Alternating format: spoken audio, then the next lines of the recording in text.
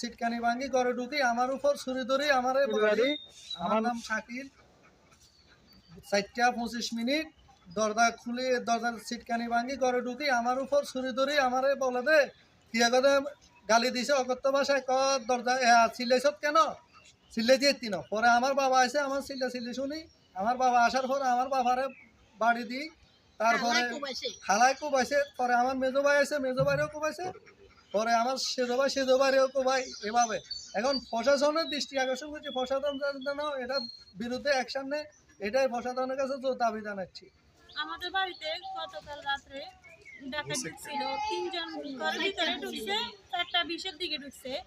আমাদের ঘরে মানুষ আছিল, আমার দেবর একজন ছিল, আমার হাজবেন্ড, বাসুর, আমার শ্বশুর। এরা যা ডাকাতদেরকে মানে আমাদেরকে রক্ষা করার জন্য ওদের সামনে গেছে, ওনারা আক্রমণ করছে, ওনাদের সাথে পারে নাই। ওনারা অস্ত্র নিয়ে আসছিল, আমার হাজবেন্ড আমার শ্বশুর ওদেরকে মাথায় আঘাত করছে, বাড়ি দিছে, মাথা ফাটি ফেলছে, শরীরে আঘাত করছে, আমার দেবরও আঘাত খাইছে, ওনাদেরকে সদরে নিয়ে গেছে, এখন আমার ভাসুরও আঘাত করছে। আমার শ্বশুরের অবস্থা খুবই খারাপ, ওনাকে কোথাও রাখতেছে না, প্রাইভেটে রাখতেছে না, সদরে নিচে এখানে ভর্তি করে রাখছে। আমরা এখন এটার কঠিন বিচার চাই, আমরা চাই এটার প্রশাসন যেন গুরুতর ব্যবস্থা নেয়। এভাবে কি মানুষ থাকতে পারে নাকি? একটা বাড়িতে যদি কেউ আমাদেরকে সাহায্য না করে আমরা কোথায় যাব, কার কাছে যাব?